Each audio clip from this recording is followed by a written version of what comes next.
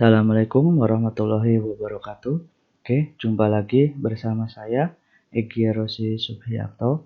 Kali ini kita akan membahas dalam mata kuliah Software Requirement Engineering di materi pendahuluan ya. Jadi ini merupakan pertemuan pertama khusus kita akan membahas nanti ada beberapa agenda ya. Oke. Untuk agendanya ada beberapa yang akan kita bahas. Yang pertama ada kontrak kuliah. Nah, kontrak kuliah ini dilaksanakan di awal perkuliahan, baik itu semester reguler maupun semester antara atau semester pendek ini. Ya, kemudian ada referensi yang digunakan untuk mata kuliah Software Requirement Engineering. Lalu ada silabus untuk mata kuliahnya. Jadi nanti bab atau subbab yang akan kita bahas selama perkuliahan SRE ini. Lalu nanti untuk pertemuan pertama ini ada materi pendahuluan ya atau materi pengantar.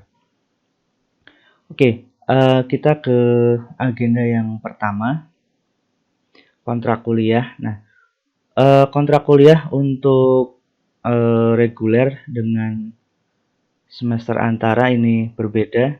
Jadi di sini adalah kontrak kuliah khusus untuk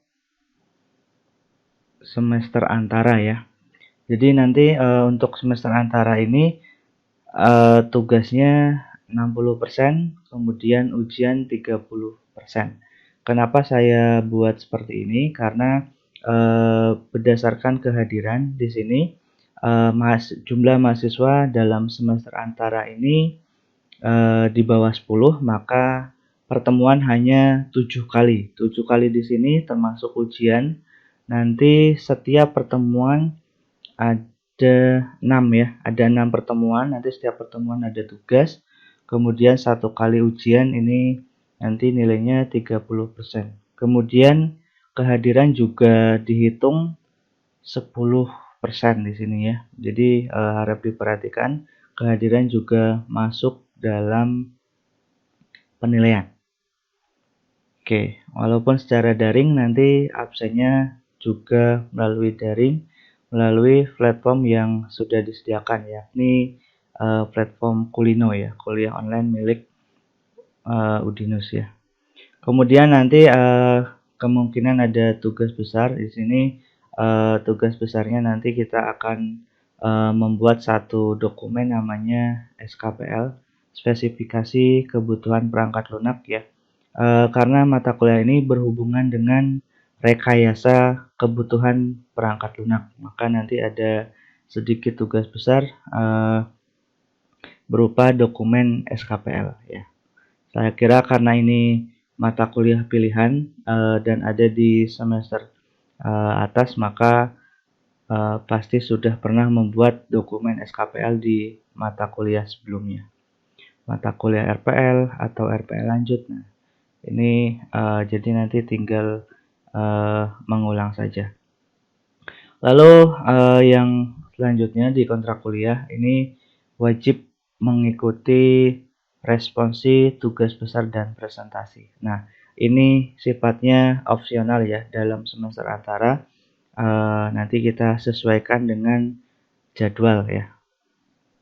Oke, demikian kontrak kuliahnya. Nanti jika masih kurang jelas mengenai kontrak kuliah khusus untuk semester antara ini, nanti bisa ditanyakan di grup WhatsApp atau bisa komen di bawah video ini.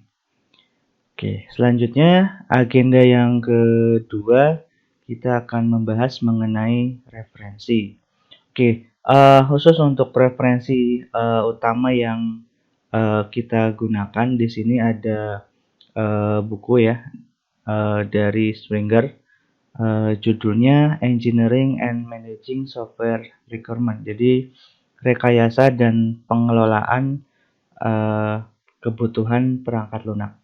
Nah, di sini penulis utamanya ada Ibu Orum dan Claes Wohlin. kemudian ada juga beberapa penulis. Di sini ada beberapa bab yang nanti bisa kita pelajari. Nah, selain buku utama ini juga nanti bisa ada catatan dan slide perkuliahan yang akan disusulkan ya di penambahan materi. Oke, selanjutnya ini adalah referensi, kemudian silabus. Nah, untuk silabus mata kuliah ini diberikan selama 1 semester. Ada 8 bab bahasan utama. Yang pertama ada requirement engineering. Jadi ini materi pendahuluan apa itu requirement engineering. Kemudian ada requirement elicitation. Jadi cara-cara mendapatkan kebutuhan, kita lakukan elisitasi. Nanti kita bahas lebih lanjut di materi elisitasi. Kemudian yang ketiga ada model spesifikasi kebutuhan atau specification of requirement models. Di sini hubungannya dengan model spesifikasi kebutuhan. Lalu yang keempat ini hubungannya dengan requirement prioritas ya. Requirement prioritas ini nanti bisa kita bahas di materi tersendiri. Jadi bagaimana menentukan prioritas kebutuhan. Ada teknik-teknik yang akan dibahas, misalkan dengan AHP atau dengan $10 atau dengan ranking. Nah, ini nanti ada bagaimana menentukan prioritas kebutuhan di materi keempat. Selanjutnya di materi kelima ini ada keterkaitan antar kebutuhan. Di sini hubungannya dengan state of the art dan future ya, dan selanjutnya. Jadi di sini ada keterkaitan antar kebutuhan. Ini nanti akan kita bahas. Karena berdasarkan survei sepertiga kebutuhan ini dari satu set kebutuhan dalam sebuah perangkat lunak, ini hasil survei ya, hanya 1/5 yang benar-benar dinyatakan tunggal. Nah, sisanya 4/5 ini saling terkait satu sama lain. Nah, ini di keterkaitan antar kebutuhan nomor 5 ya. Kemudian yang nomor 6 ini ada impact analysis atau analisis dampak dari analisis. Nanti kita akan bahas tersendiri juga. Lalu di materi ke-7 ada requirement negotiation, hubungannya dengan negosiasi kebutuhan. Nah, ini bisa dilakukan antar stakeholder atau orang-orang yang berkepentingan. Lalu materi pembahasan terakhir di mata kuliah ini nanti ada quality assurance atau jaminan kualitas dalam requirement engineering atau dalam rekayasa kebutuhan. Oke, ini silabusnya dari 1 sampai 8. Oke, kita bahas satu persatu sesuai dengan jadwal perkuliahan ya. Oke. Nah, untuk yang pertama, ini hubungannya dengan materi pendahuluan. Nanti kita akan bahas mengenai definisi dari requirement engineering, kemudian ada kenapa requirement engineering ini dibutuhkan. Oke, sudah siap ya? Kita ke materi. Nah, silakan disimak baik-baik. Oke, sambil persiapan, silakan boleh ambil minum, boleh bawa cemilan dulu ya, sambil menyimak video ini bisa sambil rileks saja. Oke, kita tunggu ya.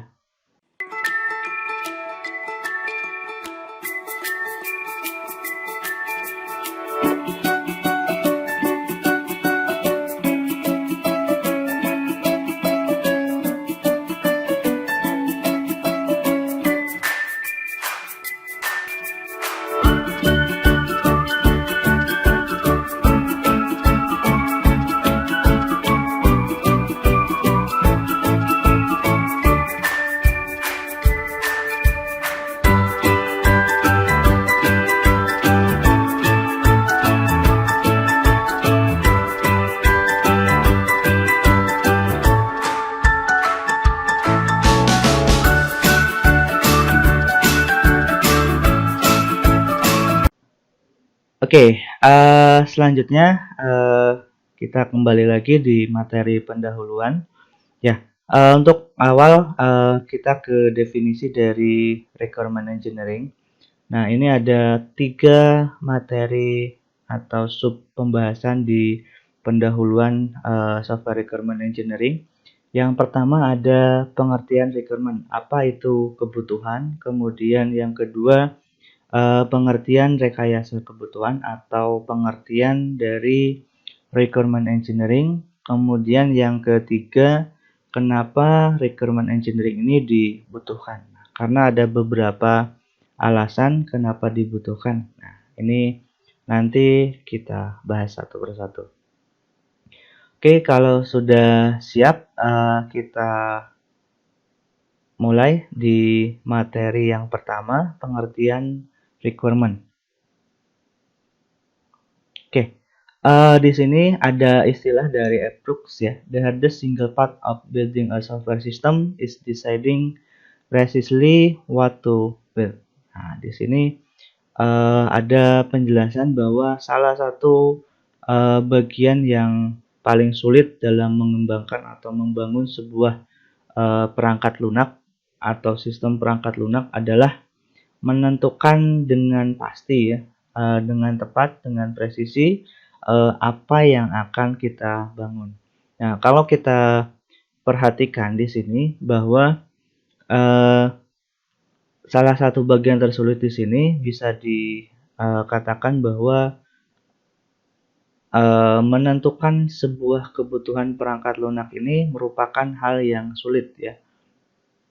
Jadi kata kunci di sini adalah pada kebutuhan untuk perangkat lunak.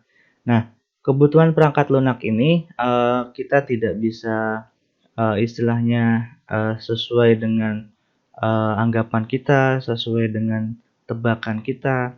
Tapi di sini kita harus melakukan studi pendahuluan yang benar-benar matang. Kita bisa berdiskusi dengan stakeholder, bisa berdiskusi dengan orang-orang yang terkait dengan pengembangan sistem ini ya. Selain itu, nanti cara mendapatkan kebutuhan di sini akan kita bahas di materi selanjutnya di requirement elicitasi. Ada 20 teknik yang bisa digunakan dalam mengembangkan atau mengumpulkan kebutuhan ya. 20 teknik itu apa saja nanti kita bahas di pertemuan selanjutnya. Oke, ini awalnya, kemudian kita ke sub materi yang pertama ada requirement. Nah, mungkin teman-teman di sini sudah pernah mendengar apa itu requirement, pasti jawabnya kebutuhan. Ya, betul. Jadi requirement ini kalau kita terjemahkan adalah berupa kebutuhan. Kebutuhan di sini bisa kebutuhan untuk perangkat lunak ya, atau ada istilah lain persyaratan ya, persyaratan perangkat lunak. Nah, tapi kalau kita definisikan apa itu kebutuhan, ada beberapa argumen dari beberapa pakar. Nah, kita lihat ya. Jadi semua proyek baik perangkat lunak atau proyek yang lain, jadi ini dimulai dengan statement atau pernyataan tentang kebutuhan ya.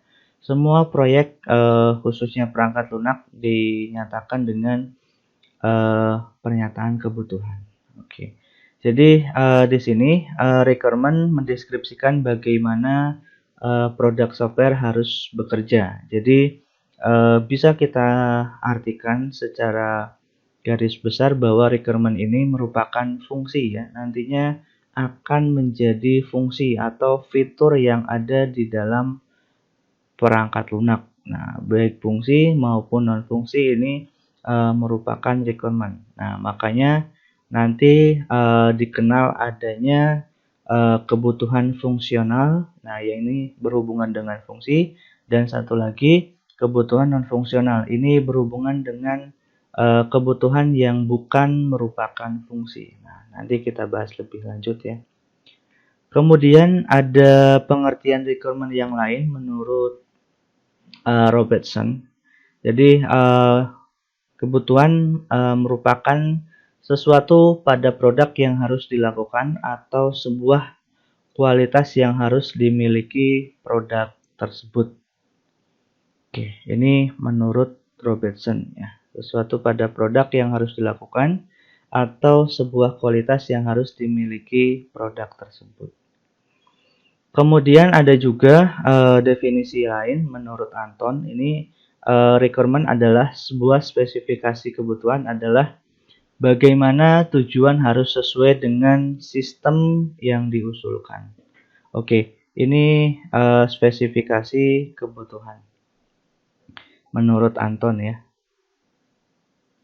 Oke, kemudian yang selanjutnya ada pengertian requirement engineering. Jadi requirement engineering ini merupakan sebuah proses di mana persyaratan atau kebutuhan untuk produk perangkat lunak ini dikumpulkan, dianalisis, didokumentasikan, dan dikelola di seluruh siklus hidup rekayasa perangkat lunak. Nah, ini pengertian dari requirement engineering itu sendiri. Jadi di sini sebuah proses ya.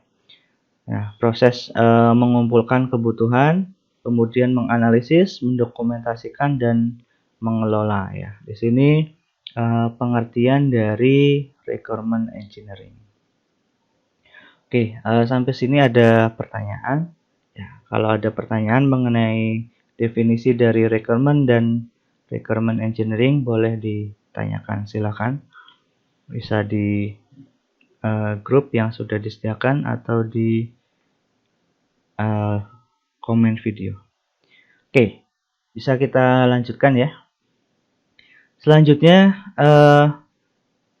requirement engineering ini juga berkaitan dengan menafsirkan dan memahami tujuan, kebutuhan dan keyakinan dari pihak yang berkepentingan. Nah, di sini requirement engineering juga terkait dengan apa sih tujuan dari si stakeholder ini, kemudian kebutuhannya apa saja. Ini bisa kita tuliskan dalam bentuk dokumen. Nanti ada kita kenal dengan dokumen spesifikasi kebutuhan perangkat lunak. Kemudian biasanya si pihak yang berkepentingan ini juga punya keyakinan bahwa si produk perangkat lunak yang akan dikembangkan ini punya ciri khas, misalkan seperti itu.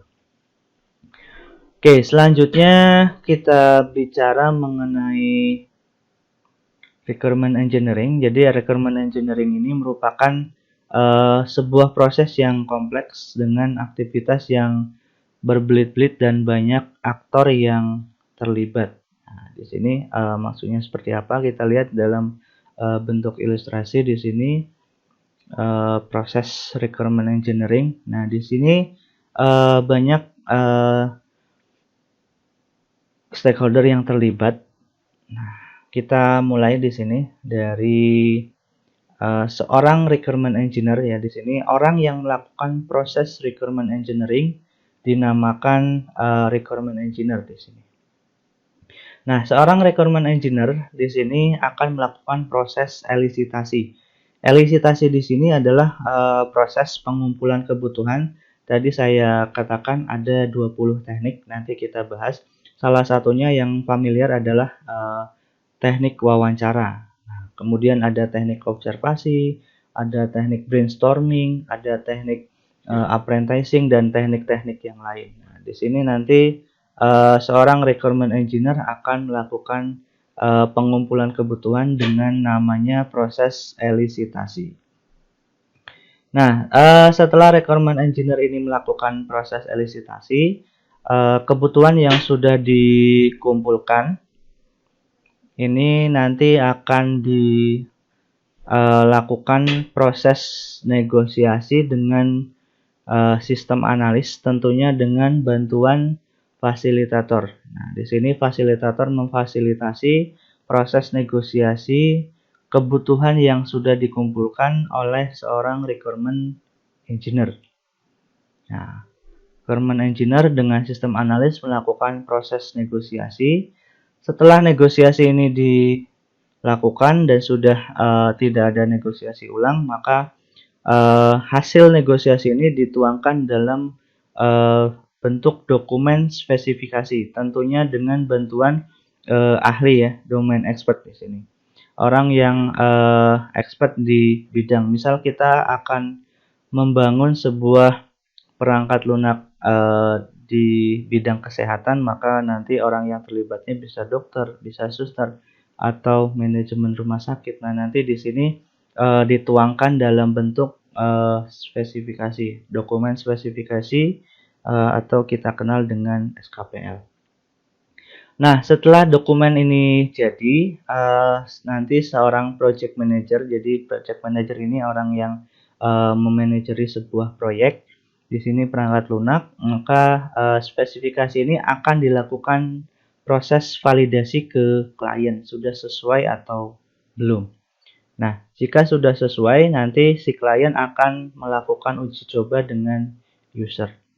Nah, proses ini akan terus berulang sampai kebutuhannya dinyatakan valid atau dinyatakan sudah final.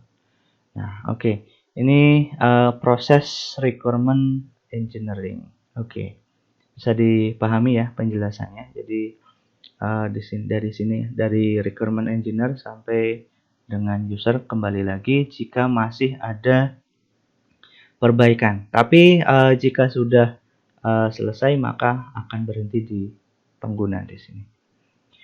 Oke.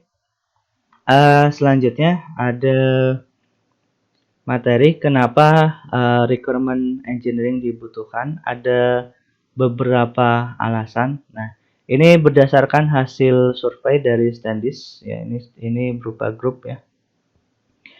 Requirement yang lemah atau tidak lengkap ini sumber utama dari kegagalan. Nah, hasil surveinya di sini melakukan survei dengan 8.000 project dengan 350 perusahaan di US ya. Nah, ini hasil surveinya, sepertiga dari proyek tidak pernah selesai. Kita bisa hitung saja, sepertiga dari 8.000 ya, sekitar 2.600.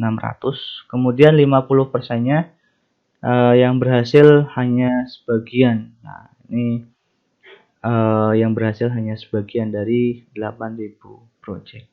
Nah, ini karena disebabkan requirement-nya lemah atau tidak lengkap. Ini alasan yang pertama, kenapa requirement engineering dibutuhkan. Lalu yang kedua, kenapa requirement engineering dibutuhkan? Ini juga hasil dari survei ESI. Banyaknya masalah yang terkait dengan spesifikasi kebutuhan. Ini masalahnya lebih dari 50% ini spesifikasi kebutuhan ini bermasalah ya.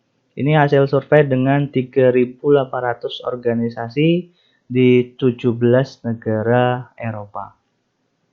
Nah, ini masalah yang kedua ya. Banyaknya masalah yang dirasakan terkait dengan spesifikasi kebutuhan. Oke, selanjutnya kenapa requirement engineering dibutuhkan? Ini berdasarkan risetnya Bell & Thayer. Jadi kebutuhan yang tidak mencukupi, tidak konsisten, tidak lengkap atau ambigu punya dampak yang kritis terhadap kualitas hasil perangkat lunak tersebut. Nah, ini kebutuhannya tidak cukup ya, jadi asal-asalan. Kemudian tidak konsisten. Di sini sering terjadi perubahan kebutuhan, itu berarti tidak konsisten. Atau bahkan tidak lengkap ya. Tidak lengkap, jadi tidak sesuai dengan apa yang diharapkan. Dia masih kurang di sana sini, istilahnya seperti itu. Atau bahkan ambigu, jadi ambigu ini punya kebutuhan punya dua penafsiran atau lebih ya. Antar satu stakeholder dengan stakeholder yang lain punya penafsiran yang berbeda. Oke, selanjutnya kenapa requirement engineering dibutuhkan? Ini berdasarkan riset dari Boehm juga menyatakan bahwa keterlambatan koreksi dari kesalahan meningkatkan biaya sampai 200 kali lebih banyak selama proses requirement engineering. Nah, ini jadi ketika terjadi kesalahan, ini koreksinya lambat. Nah, ini bisa meningkatkan biaya sampai 200 kali lebih banyak. Nah, sehingga dengan adanya requirement engineering ini bisa menekan biaya lebih banyak, bahkan bisa sampai 200 kali lebih sedikit. Nah, seperti itu. Oke, itu tadi ada beberapa alasan, ada 4 alasan kenapa requirement engineering dibutuhkan. Oke, demikian yang bisa saya sampaikan di materi pendahuluan ini. Mungkin ada pertanyaan bisa ditanyakan di komen di bawah video ini atau tanyakan di grup WA. Oke, itu yang bisa saya sampaikan. Kurang lebihnya saya minta maaf. Terima kasih. Wassalamualaikum warahmatullahi wabarakatuh.